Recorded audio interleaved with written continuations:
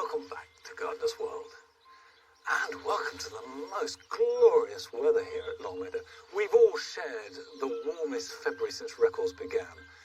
And that means as we come into March, spring is here in a big way. And here at the spring garden, that means that the snowdrops have finished, but the hellebores are coming to their very best.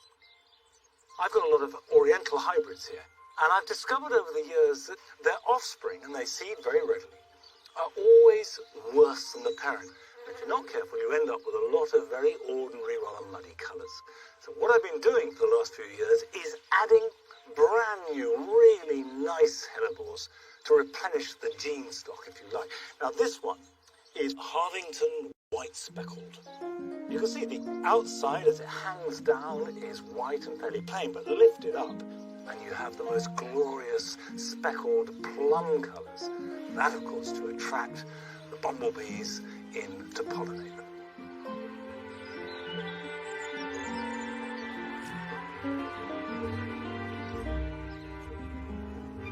This week, we meet a gardener who transformed his challenging backyard into a tropical paradise.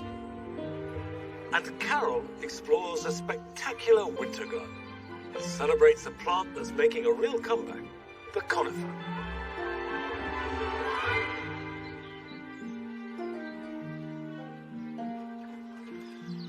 Let's go. Come on, Nige.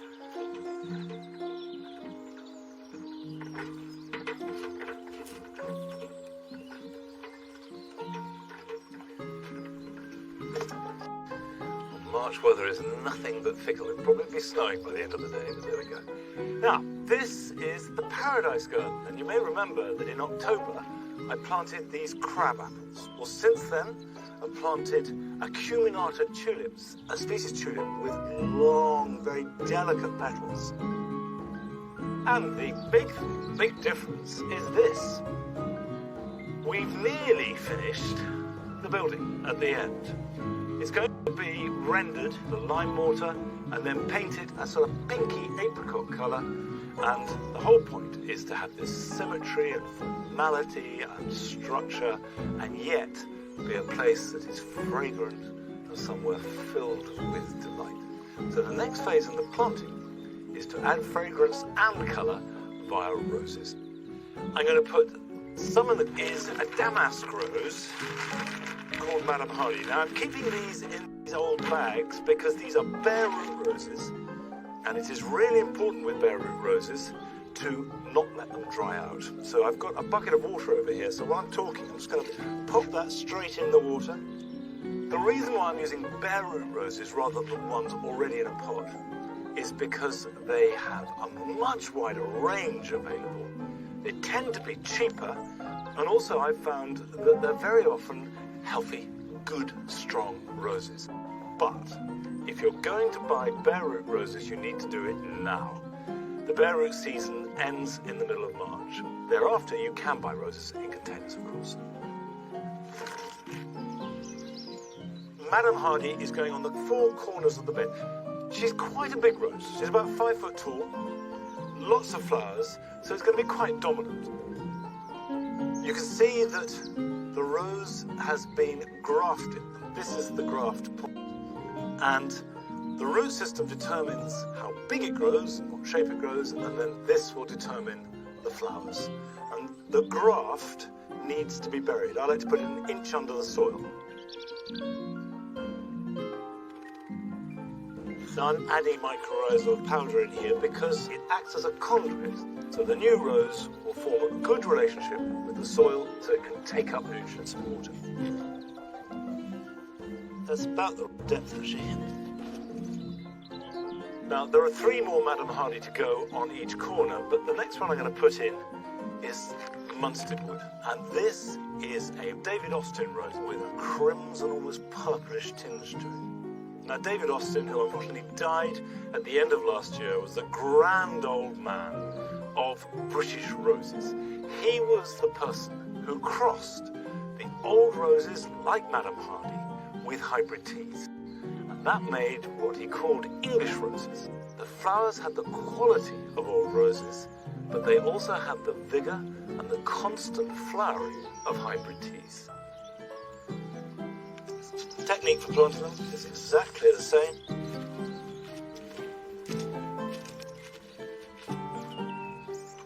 You'll notice that I didn't add any compost to the planting hole. And that's because I want the roots to go sideways. I want them to go looking for nutrition. And finally, even if you don't have anywhere to plant roses outside, they grow very successfully in pots, but you do need to choose the right rose. And I've got one here which I love. It's called Pompon de Bourgogne, and it's got love. And that will just have a little soak while I prepare the pot.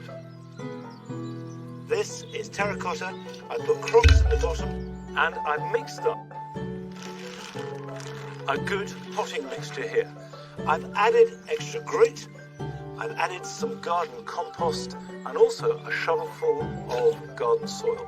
And that will add bacteria and fungi to the mix and just keep the whole thing healthy. Now to put this in here, the same rules apply. We want to get it nice and deep. Now just to make sure that compost gets in amongst all the roots, what I'm going to do is just wiggle it about a bit, because what you don't want are air pockets of any kind. So we'll just work that down in and then top it up.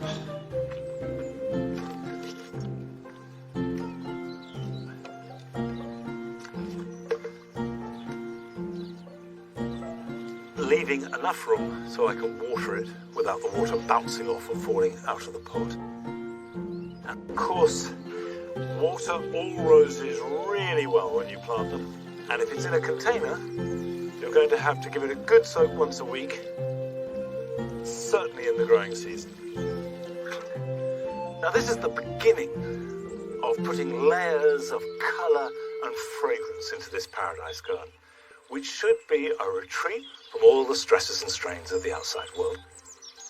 And in fact, last summer we visited a really good example of this. We went to Broadstairs in Kent to visit the garden of Dan Cooper. And when he went there for the first time, it was a very unprepossessing small backyard. But he has transformed it into something magical. I'm known as the frustrated gardener, and that's because I'm obsessed with plants, but I have only a very small space to grow them in. I love being surrounded by plants. I get completely lost in it sometimes and forget everything else that's going on outside. So I've got two small courtyards. The jungle garden measures 20 foot by 30 foot, and the gin and tonic garden is even smaller. It measures just 20 foot by 20 foot. When I came, there was an air raid shelter, 2 outdoor toilets, and some crazy paving, and that was all. And so I lived with that for a couple of years before I decided that something needed to be done. So I enlisted the help of a designer to help me get my head around what the potential of the garden was. And then everything else is in pots or troughs. It's now become quite sheltered as the trees have grown up, and the plants love that shelter. It's ideal for tropical plants, which often grow under the canopies of much larger trees, and so they like a little bit of dappled shade. This amazing tree behind me is the Santa Cruz ironwood tree. It comes from California. It grows on rocky north-facing slopes, exposed to the sea, buffeted by salt-laden gales, and it's a really great tree for a coastal garden.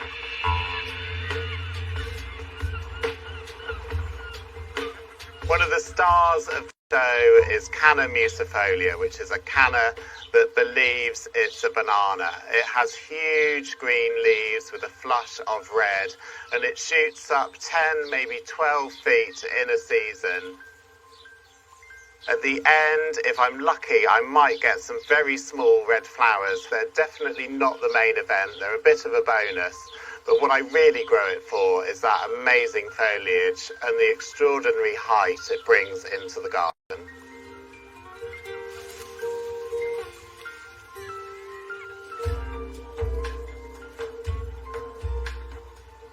Sometimes plants just work really perfectly together, and I love this dahlia. It's called Nicholas. It's got fantastic flashes of red right there in the middle, and they flame out into yellow and then blend into this beautiful peach on the outside. And I think it's a really exquisite combination of colours, and it picks up this hedychium, which is called Stephen, and it's got these lovely spikes of flowers with beautiful coloured stamens.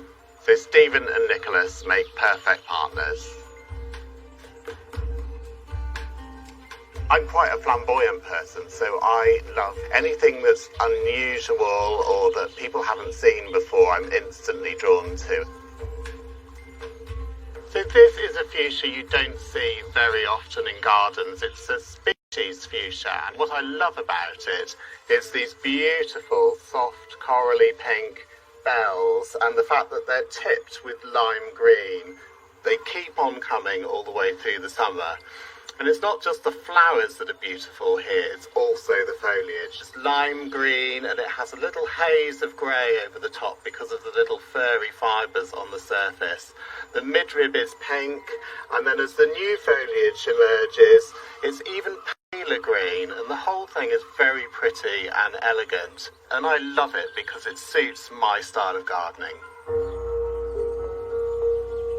So I would encourage anyone with a really small garden to think big about what they want to do. I nearly fell into the trap of thinking very small, of not really being ambitious enough with what I could do.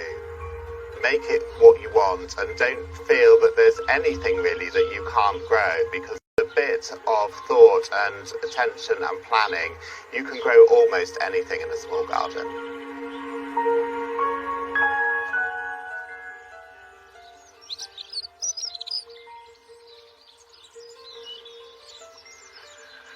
I do so agree with that sentiment, that just because you have limited space, it doesn't mean to say you need to limit your ideas or even the size of your plants. Big plants look really good in a small space.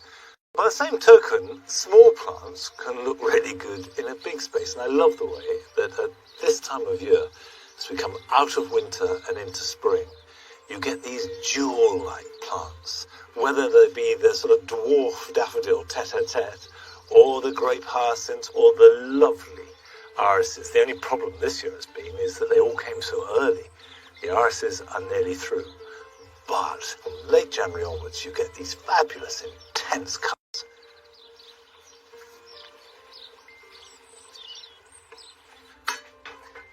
Now, one of the things that is really important this time of year is to get on with sowing seed. And by the way, I'm still using plastic seed trays because although I'm just as keen to reduce the plastic that we have here at Longmeadow, the starting point is always to look after the plastic you've got.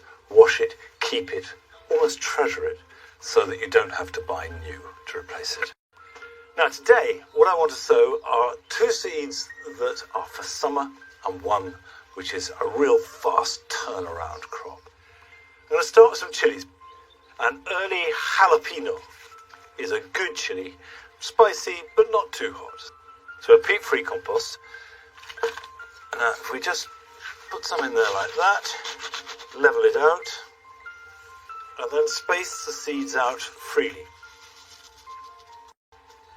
Chilies are one of those seeds that you do need to get on with. They're quite slow to get going, so the earlier you sow them, the more chance you have of getting a decent harvest towards the end of summer. So what I do now is just to press that down. By pressing it down like that, I'm getting good contact with the seed and the soil, and then I'm going to lightly cover it, and it's as easy as that. Label it, and then a good idea to put the date on it.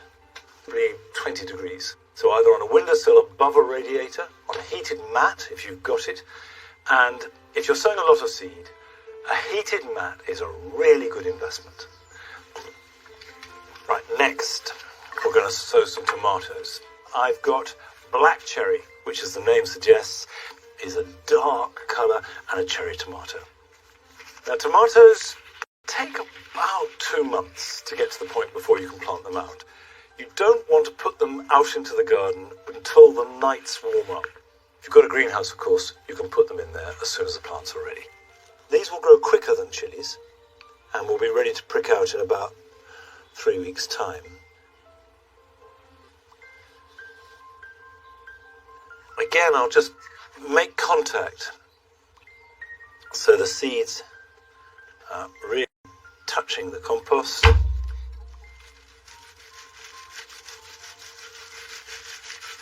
When you cover them up, you could cover them with grit, you can cover them with vermiculite.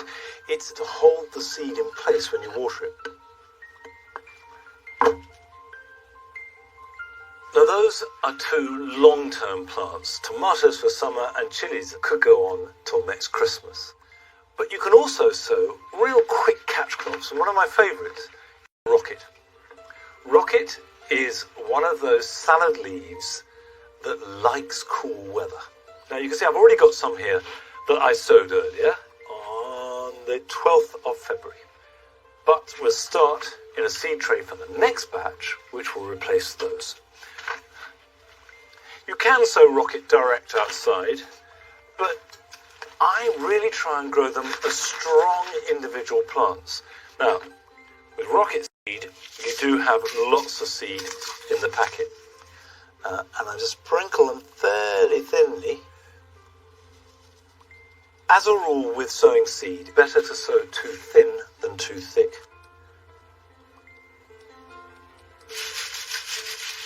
Like that. As far as timing goes, these seeds will reach that size in about 4 weeks, and these will be harvested in about 4 weeks. So we're getting succession going. And by the way, rocket, as I say, doesn't need heat, so these will go into the greenhouse, into the warm part. This will be just as happy in a cold frame. Water them well. You can either sit them in a tray of water and let it absorb, leave them there for about 10 or 15 minutes, or water them from above. Keep them moist but not sodden, and then as soon as you see the true leaves, you can prick them out, but we'll do that in a few weeks' time. Now this year, Carol is going to the combinations that you get, and she's starting out in Norfolk in a winter garden, looking at a marvellous collection of conifers.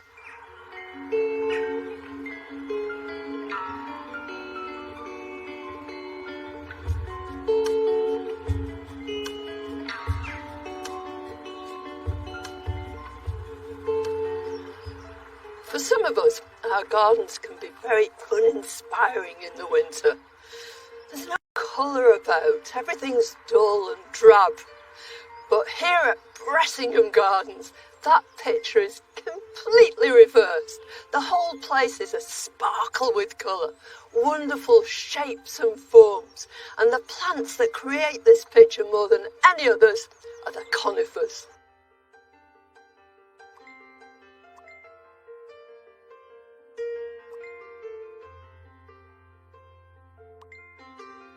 Conifers are a mind-bogglingly diverse group of plants. They can be all sorts of shapes, sizes, textures and colours, and conifers go beautifully with other plants, especially at this time of year.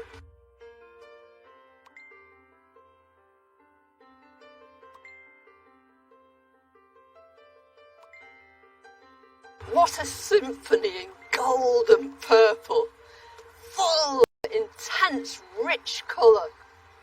This witch hazel, the hamamelis, is lit in the winter with these golden spidery flowers, and how beautifully that colour's taken up here by this conifer. This is a golden form of the incense cedar. It's got these beautifully flattened fronds, and that's emphasised by nipping back growing shoots to keep it nice and dense. And that's not the only bit that's pruned either. The trunk, all this bark is exposed because all the twigs and branches have very deliberately been taken away. But what makes it work so beautifully is what accompanies it on the ground. There are these great sweeping lines of a chorus, and through it a little black ophiopogon. And as if that wasn't enough, here and there are these surprises, hellebores popping up, and snowdrops sprinkle through the whole thing. And it's the kind of combination that any of us could emulate in our own gardens. It's just something that you want to rush home and do yourself.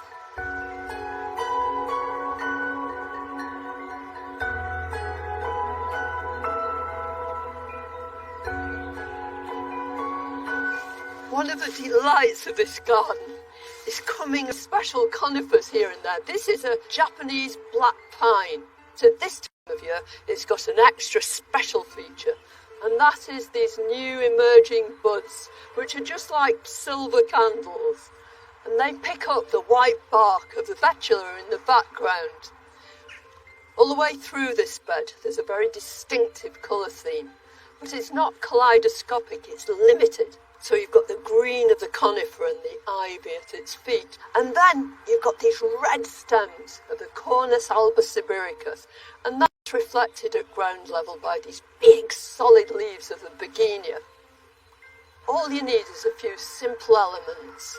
But think most of all about what conifer is going to be your centrepiece.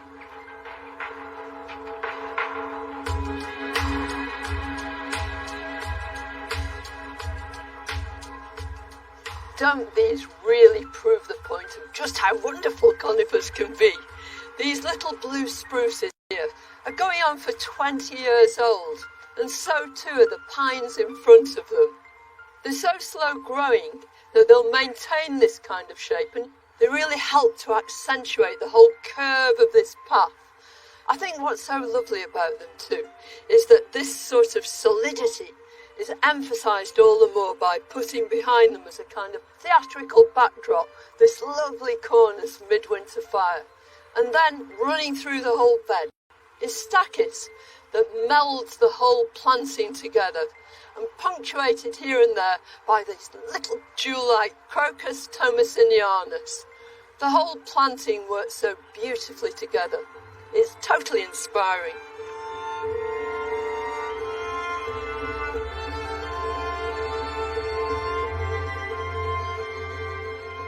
Left to its own devices, this blue atlas cedar would just scramble across the ground. But here it's been trained beautifully to create these arches and to make the most of this lovely cascading habit. Conifers are such wonderfully versatile plants. You can train them, you can use them as single specimens or put them together in a conifer garden. But I think the very best way of using them of all is to put them together with other plants, thus creating a gallery of form, texture, colour.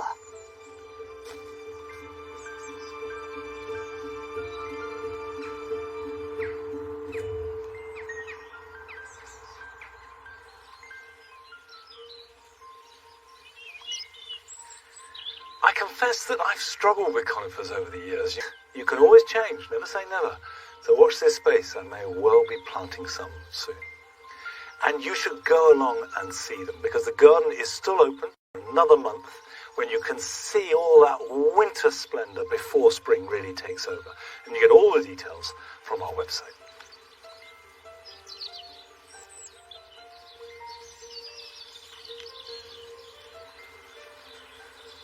One of the disadvantages of this early spring is that the winter jobs become much more urgent. And one of those winter jobs is pruning of fruit trees, particularly apples and pears. This is a job that normally I'd say should be done by the end of March. I would now say this year you should do it as soon as you possibly can. This is an apple called Devonshire Quarrenden, and I haven't pruned it for a couple of years, and you can see very vigorous straight branches going up, which won't bear fruit. So what I want to do now is get in there and clean it up, remove any branches that are crossing, that are crowded, and all those upright shoots can come off.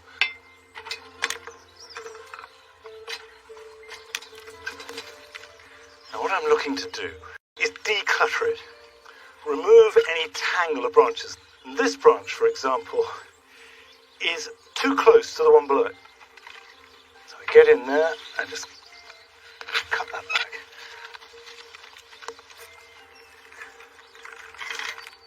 Can you see here how these branches, this one and this one, are overlapping and rubbing? And where they rub, they will chafe and form wounds, and that's where you get infections. So I'm going to take one off here, like that. Now, this needs to come off because I don't want that upright growth. And the point of doing this, always remember, is twofold. One is to let light in, and two, lots of air. Because if you've got plenty of air and light, the apples will ripen better, and also there's much less risk of fungal problems. I am reducing the crop, but I'm increasing the quality. I've often said in the past you should have it so a pigeon can fly through from any angle.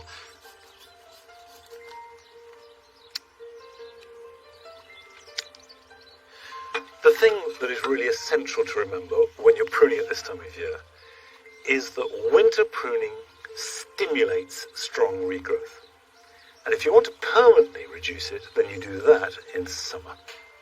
Now this is a job that I like to take my time over. But if you haven't got a fruit tree to prune, don't think you've got away with it, because here are some jobs that everybody can do this weekend.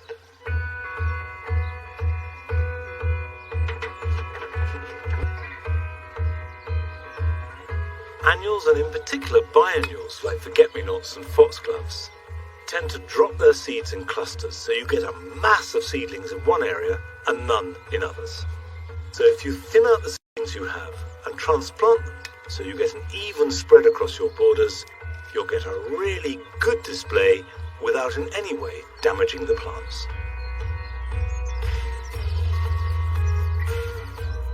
Although the soil is too cold for most seeds to germinate, if you can rake a decent tilth, then you can certainly sow some broad beans. It's best to do them in double rows, with each row about a foot or so apart and the beans about 6 inches apart along each line. Push them into the ground, cover them over lightly, label them, and they should start to grow very quickly.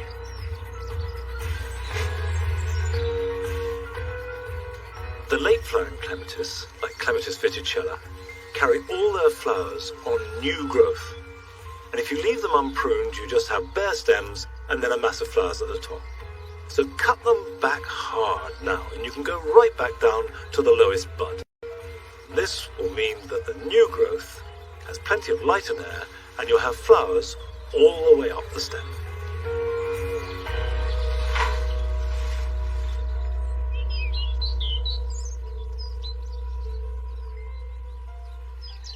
It's lovely to be back out in the garden on a beautiful spring day.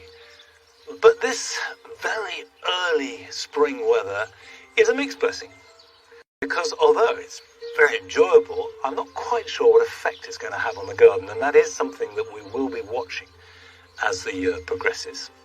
But no more time today, I'm afraid. That's it.